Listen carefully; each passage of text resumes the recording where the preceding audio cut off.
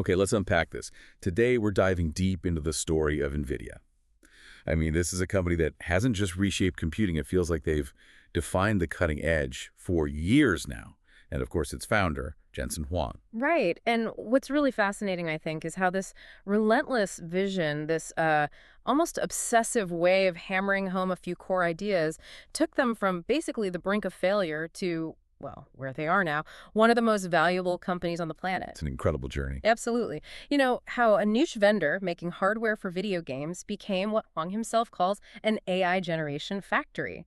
So our mission today is really to distill those core principles. Huang's laws, maybe, the polished nuggets of wisdom that guided him. Yeah, how he navigated decades of challenges. Exactly, and how that unwavering conviction and just a few key reiterated ideas really drove a revolution. We're basing this deep dive on Stephen Witt's fantastic book, The Thinking Machine.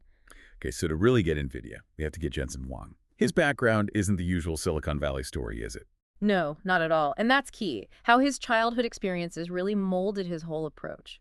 He's a 10-year-old immigrant, Taiwan, Thailand, sent to a juvenile reform academy in rural Kentucky. Wow, not exactly Phillips Exeter. Right, not a prep school. Yeah. And he faced intense bullying, racial slurs. But instead of breaking, the story goes, he just toughened up and moved on. He even taught another kid how to fight back. So practical problem solving from day one. You see it right there. And resilience. That early adversity, it seems like it ingrained this first core principle, maybe Huang's law, #1, embrace adversity as a crucible. Learn from it, adapt, iterate towards a solution, don't get stopped. So he learned to fight, literally. But he was also a top student. Sounds competitive. Oh, absolutely. That theme, relentless self-improvement, intense focus, really comes through in high school. Yeah. In Oregon, he loved computing, the Apple II, but his real superpower. Table tennis. Table tennis. Yeah. His mentor saw this exceptional focus, said he outworked everyone, never hit a plateau. Apparently, he'd sleep in the ballroom sometimes just to practice more. Total dedication to the fundamentals. That's intense. It's this drive, you know, pushing past limits, understanding every detail, outworking everyone. It feels like Huang's law, #2, relentless mastery through iteration, break it down, perfect each piece. He just kept hammering away at it. And you can see how that discipline would shape him. How did that play out academically, early career? Directly. Skipped a grade, near perfect GPA, electrical engineering at Oregon State, where he met his wife, Lori. Got his first job at AMD when he was just 20. 20, wow. Yeah. And even a really bad car crash early on totaled his beloved Toyota Supra, neck brace. The works didn't stop him. He was apparently back sketching chip designs almost immediately. Seeing challenges as just engineering problems. Exactly. Just another problem to solve. That practical, almost clinical mindsets, like that tough and move on idea, just reiterated in a professional context. Okay, what about LSI logic? What core ideas, what specific takeaways did he get there that became crucial later? Right, LSI. That's where he really refined his 1+1=3 approach. Basically, finding ways to combine things to create something bigger than the sum of its parts. How did that work in practice? Well, other engineers, when customers ask for tricky new functions, they'd often say, no way, it can't be done. But Huang, he'd say, let me see what I can do. And he'd spend hours pushing the simulation software, finding solutions others thought impossible. Turning customer problems into new tools. Exactly. He turned those orders into new internal tools, new methods, that willingness to take risks, to innovate right at the foundation, even as a young guy. That was huge. It's an early version of Huang's law, #3. Innovate beyond perceived limits. Push the boundaries, don't just tweak. That's where the real value is, you know. He kept coming back to that idea. Okay, so we have this incredibly focused, driven engineer. But starting a company, especially one facing so many hurdles, that's a whole different ballgame, right?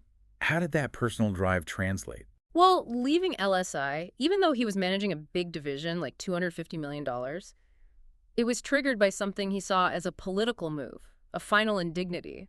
But launching Nvidia, classic Huang, clinical, homework-driven, meticulous planning. Not just a leap of faith, then. No, the story about founding it in a bullet-pocked Denny's, That's good corporate myth-making, sure.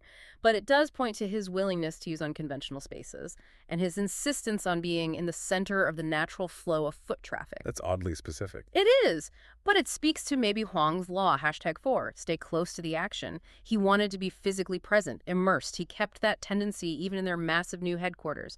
Be at the focal point, understand the details. He kept reiterating that proximity matters. And the market, they picked PC gaming. At the time, Sun, SGI, the big guys, they dismissed it. Seems like an odd choice for a startup aiming high. It does seem odd on the surface, yeah. But it actually fits perfectly with Clayton Christensen's Innovator's Dilemma, which Huang later studied closely. The big players saw no real value there, low margins, not sophisticated enough for them, creating a vacuum. Exactly. A vacuum for a small, hungry startup like Nvidia. This was about Huang's law, #5. Cultivate $0 billion markets. Look for those neglected niches that could become huge. Find the opportunity everyone else is ignoring. But it didn't start smoothly. That first chip, the NV1, Oh, it was a flop. A catastrophic flop. Clipping errors, the infamous blue screen of death. It nearly bankrupted them. A huge test of that strategy, that conviction. So facing bankruptcy, what did he do? What was the move? He made a wild gamble, really embodying Huang's law, #6. Calculated audacity. Not gambling is the biggest risk. Instead of slow, costly physical prototypes, he poured resources into emulation, software simulation. To speed things up. Massively. Cut a 12-month cycle down to maybe 3 months. He saw the blessings of coming in last. The underdog could take shortcuts, risks others wouldn't dare. The NV3 chip, which was apparently just thrown together in a berserk improvisational rush. It worked? It worked. It was a success. And that whole experience just cemented this idea for him. Playing it safe is the real danger. You have to take calculated risks. But that kind of pressure, the gambling, it has been intense for the team, too. No, for sure. There's the famous story of him confiscating an employee's game console because they were playing during work hours. Shows that demand for absolute focus, total execution. Yeah, that intensity. It brings up the leadership style. How do you push people that hard, maintain that drive, without burning everyone out? What was the wrath of Huang really about? Good question. It was legendary, apparently, but often, it seems, it was a purposeful motivational strategy, a teaching moment. He wouldn't yell at someone privately. He wanted everybody to benefit. Public teaching moments? Kind of. That plus his Socratic interview style, pushing candidates to learn right there. It was his way of drilling lessons into the team, hammering home the importance of efficiency, high performance, like when he challenged his supply chain head, Deb Shulquist, to slash lead times. And she did. From months down to a record 13 days. It wasn't just about speed for speed's sake. It was about Huang's law, #7. Relentless iteration on excellence. Always push, always refine, never accept good enough. Constantly reiterating that drive for improvement. Okay, so they conquer PC gaming. But then Huang makes this huge, arguably even riskier bet on parallel computing with CUDA. Why was that so radical? I mean, parallel computing had failed so many times before. It had a terrible track record, it's like 0% success rate in business. Intel and Moore's Law just kept making single-core serial processing faster and faster. So the thinking was, why bother? Why rewrite a million lines of software? Seemed like a solved problem. To most, yeah. But Huang, influenced by people like John Nichols, who predicted the end of Dennard, scaling the idea that smaller transistors get faster and more efficient, saw the writing on the wall. Physics was becoming a limiter. So the free lunch of faster single cores was ending. Exactly. Future power gains had to come from changing the architecture, doing things in parallel. This was pure Huang's law, #8. Reason from first principles, not precedent. Don't just follow the market trend. Understand the fundamental physics, the underlying truth, and act on that. He held on to that core belief, reiterated it, even when everyone else thought serial was the only way. But that's a complex idea. For someone like me, just a computer user, how did he make that understandable? How did he sell that vision? That's where his communication really kicked in.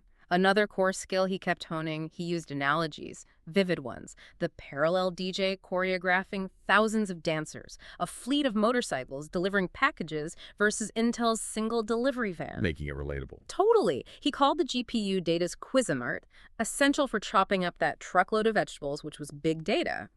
This ability to simplify, to reiterate complex ideas with memorable pictures was crucial for getting everyone on board inside and outside the company. So it wasn't just about the tech. It was building this whole ecosystem, this belief system around parallel processing. Precisely. CUDA opened the GPU up. Scientists could suddenly smuggle demanding mathematical payloads onto gaming hardware.